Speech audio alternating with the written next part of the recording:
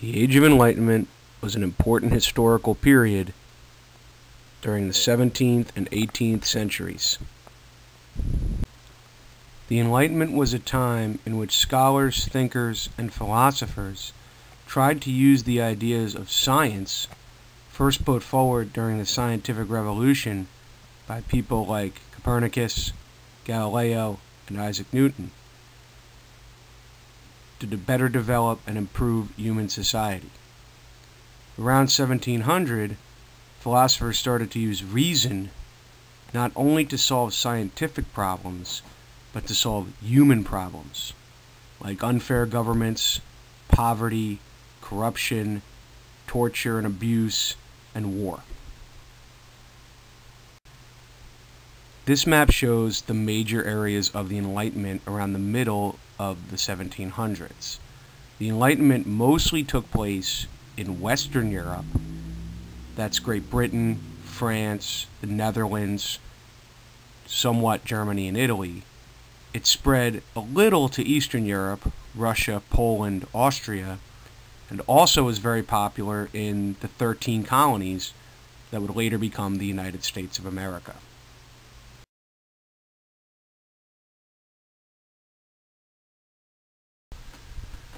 Thomas Hobbes is one of the earliest, but also one of the most controversial figures of the Enlightenment. In 1651, he wrote a book called The Leviathan. Hobbes lived in a time of great disorder and civil war in England, and Hobbes thought this was a horrible outcome for any society. He also believed that people were pretty bad. Driven by selfish desires, they were cruel to each other, took what they wanted, and were very abusive towards other people. Overall, Hobbes thought that life without a strong government was nasty, poor, brutish, and short. Hobbes' solution to this was an all-powerful king who can control every aspect of life. But this king's power did not come from God for Hobbes. Instead, it came from the people. So even though the king could do whatever he wanted, at least the people had a say in who that king was. Here you see one of the most famous book covers of all time. This is the cover for the first edition of Thomas Hobbes' book, Leviathan. In it you can see this all-powerful king standing over the land, with a sword in his right hand and a bishop's staff in his left. This seems to mean, and it seems that Hobbes believed, that the king should have total power over not only the government and the army, symbolized by the sword, but also people's religion, symbolized by the bishop's staff. John Locke was an English philosopher that came a little after Thomas Hobbes. He had a more positive view of human beings and didn't think they were as cruel and selfish as Hobbes did. He thought people had feelings towards each other and sympathized with the plight of the less fortunate. John Locke also believed that all human beings, regardless of social class or background, were born with the same rights. He called these natural rights because they came not from a government and not from necessarily a god, but from nature. The rights that John Locke thought all human beings possessed are life, the right to live, liberty, the right to be basically free as long as you don't harm others, and the right to property, to own a home or land or other possessions to make your life more comfortable and worth living. John Locke believed that governments exist to protect these rights, and the government is chosen by the people. If the government fails to protect rights, then people have the right to overthrow it. John Locke had a huge impact on the American colonists who worked to kick out the British during the American Revolution. Both John Locke and Thomas Hobbes believed in something called the social contract. Both men believed that people by birth were individualistic and really didn't want to live together, but that they kind of had to. So men came together and agreed to live in a society with something called the social contract. Social contract is what gives a government its power. People agree to live under a certain government, and in exchange, that government provides order and peace, but also protects people's rights. Hobbes' view of the social contract is that once people agreed to give the government power, they gave it all the power, and the government could do basically whatever it wanted, as long as it kept the peace. Locke's a little different. He thought that the First job of the government was to protect people's rights, and if it didn't do this, then the people had the right to overthrow it. Hobbes would have disagreed because he thought civil war was really a bad thing. This diagram shows the social contract. People and government make a deal. People give power to the government, and that government can take many forms, but bottom line is its power comes from the people, and in exchange, the government is supposed to protect their rights and keep the peace. If the government starts to abuse rights, perhaps by taking people's property without permission or payment, jailing people for no good reason, restricting free speech, then the people have the right to abolish that government, to get rid of it, overthrow it, replace it, and make up a new social contract with a new government.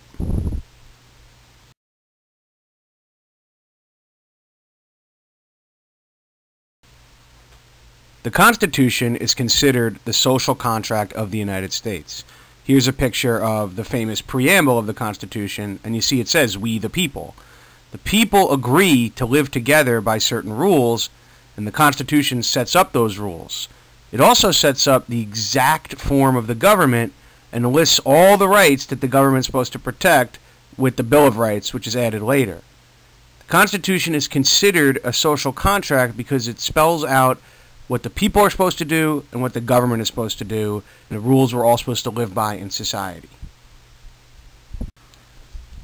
The philosophes are the defining people of the Enlightenment. Philosophe is a French word that just means philosopher or thinker. Most of these philosophes lived in France and spoke and wrote in French, and they all believed that reason would solve people's problems and create human happiness. Many philosophes would get together in salons to discuss their ideas. Not hair salons. Salons are rooms in the homes of wealthy nobles in France where important people would come together for small parties to discuss their ideas and engage in conversation. All philosophes basically believed that people should try and make their lives on earth as happy as possible, and they didn't care so much about an afterlife. They also believed that human life was always getting better, slowly but surely over time. Eventually people, society would all improve as long as they used their reason and gained more freedom.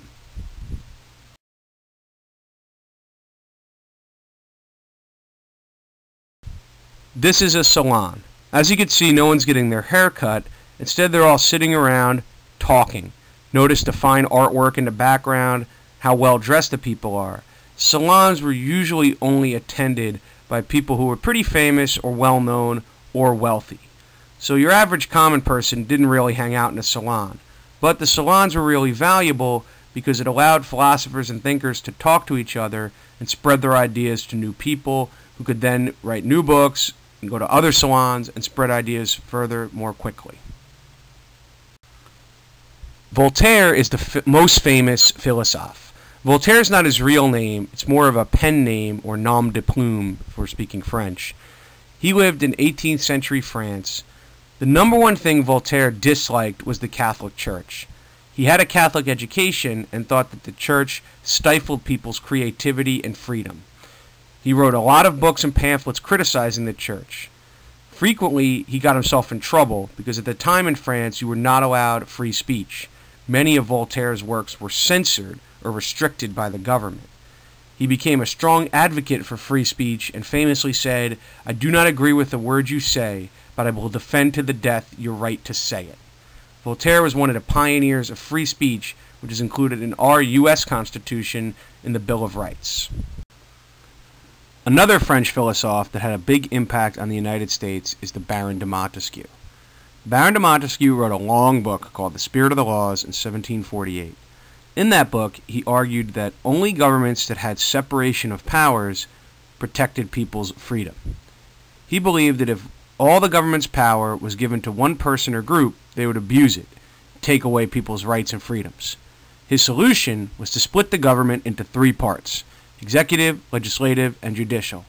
That way, no one person or group would become too powerful and take away our rights.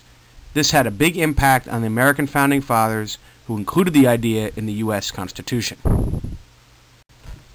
The diagram on this slide shows how separation of powers works. The executive puts laws into practice. In our country, this is the president In other countries, it might be a king.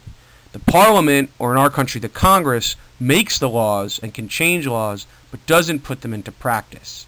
The judiciary, which in the United States is the Supreme Court and lower courts, interprets the laws and tells the Congress, the legislature, or the president, executive, if what they're doing is legal.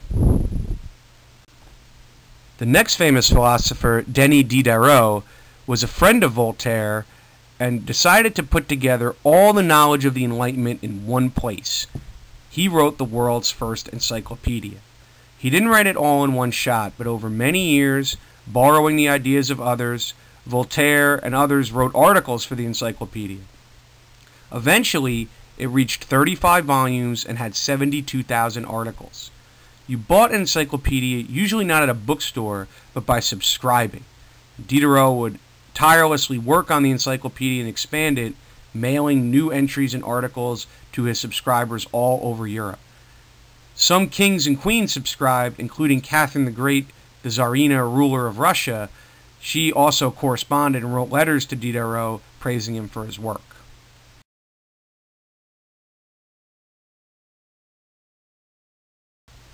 Jean-Jacques Rousseau is one of the last philosophers and wrote a very controversial book called The Social Contract in 1762.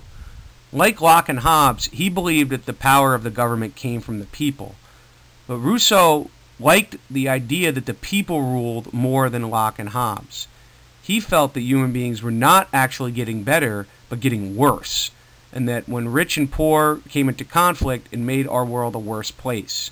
He believed society should guarantee greater equality, and that people should have greater freedom to do what they wished, but that property or wealth should be more evenly divided. He believed that democracy was the best form of government, and that the general will of the citizens should run the country, not necessarily an elected leader. Despite the fact that most Enlightenment philosophers viewed all men as being equal, they still left out women. Most philosophers considered women as intellectually inferior to men. Some women objected, though. Most famously, Mary Wollstonecraft, an English writer, wrote a book called The Vindication of the Rights of Women in 1792. In that book, she argued that men and women, boys and girls, should have equal access to education. That way, women could demonstrate that they had equal intellectual abilities as men and could use their reason to solve problems just like men could. Many people consider Mary Wollstonecraft one of the world's first feminists because she advocated equal access to education for boys and girls and the idea that both men and women had the equal capacity to reason and solve problems. Later feminists like Susan B. Anthony and other women in the 20th century who fought for equal rights looked back at Mary Wollstonecraft as one of the first people to speak publicly about equality between the sexes. The Enlightenment has one of the most important legacies in all of history. The ideas of philosophers like John Locke, Voltaire, Jean-Jacques Rousseau, and Baron de Montesquieu contributed to the American Revolution in 1776, the French Revolution in 1789, and even later revolutions like the Arab Spring in 2011.